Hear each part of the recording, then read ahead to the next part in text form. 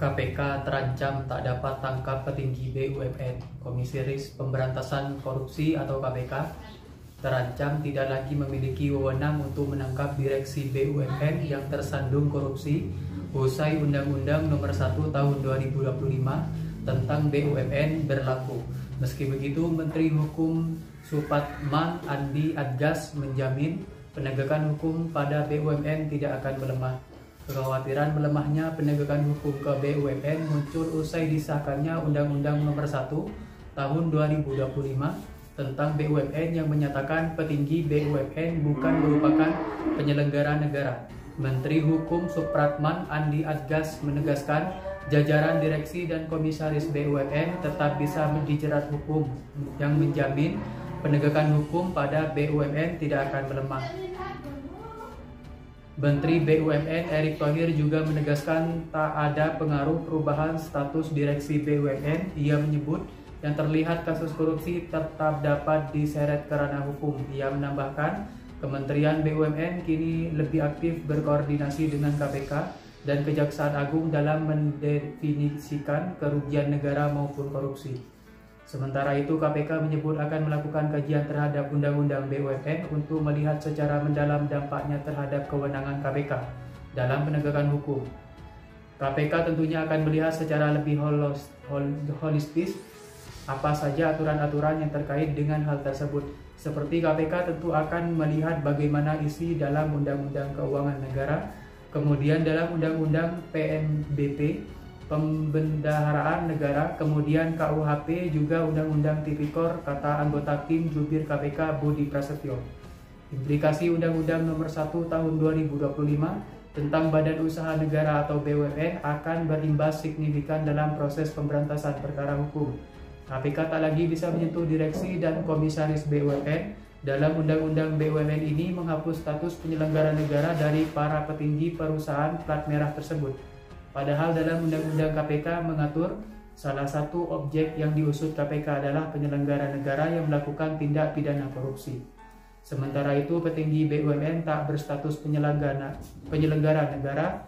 Bagaimana penyidik bos BUMN yang korupsi? Padahal menurut Gila Atikah dari Transparansi Internasional Indonesia, KPK sudah terkungkung dalam aturan yang hanya dapat menangani kasus korupsi yang melibatkan penyelenggara negara atau menyangkut kerugian negara minimal 1 miliar rupiah.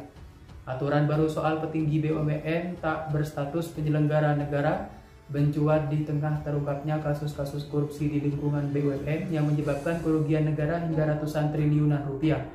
Kejaksaan Agung pada Februari 2025 lalu tengah menyidik dugaan korupsi pada tata kelola minyak mentah dan produksi kilang pada PT Pertamina, subholding dan kontraktor kontrak kerjasama pada periode tahun 2018 hingga 2023. Kejaksaan Agung menciduk petinggi sejumlah anak perusahaan Pertamina dalam kasus terkait dugaan pengoplosan bahan bakar Pertamax dengan Pertalite tersebut seperti diberitakan detik.com.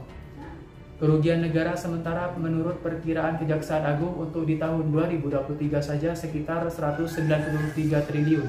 Presiden Prabowo pun sempat mengomentari kasus tersebut.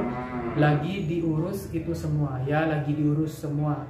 Kami akan bersihkan, kami akan tegakkan, kami akan membela kepentingan rakyat, kata Prabowo.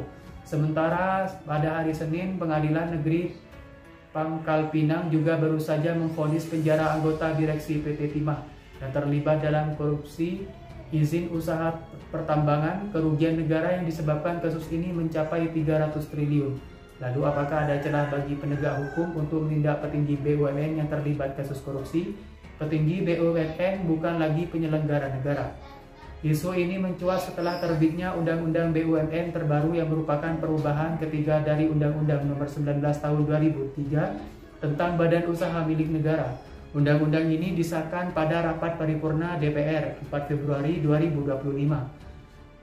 Blade ini melandasi pendirian Badan Pengelola Investasi atau BPI Daya Anggata Nusantara atau Danatara yang bertugas mengelola BUMN dan juga aset-asetnya demi menarik investasi. Pasal 9G Blade itu berbunyi anggota direksi, Dewan Komisaris, dan Dewan Pengawas BUMN bukan merupakan penyelenggara negara. Pengamat BUMN Tato Pranoto menilai kemunculan ketentuan baru ini lantaran petinggi BUMN selama ini merasa dibatasi regulasi yang ketat dalam pengambilan keputusan. Toto mengungkap kerap kali pertama petinggi BUMN merasa waspada akan permasalahan hukum dari keputusan yang dibuat. Apa dampak perubahan status hukum petinggi BUMN? Pakar Hukum Pidana UI Eva Agjani menjelaskan hilangnya status hukum penyelenggara negara untuk petinggi BUMN. Pada blade terbaru ini mengubah ketentuan yang selama ini berlaku. Eva menjabarkan sebelum Undang-Undang BUMN ini ada ketentuan soal petinggi BUMN termasuk dalam penyelenggara negara diatur dalam Undang-Undang Nomor 28 Tahun 1999 tentang penyelenggara negara yang bersih dan bebas dari KKN. Ketentuan ini diatur dalam bab 2 pasal 2 blade tersebut.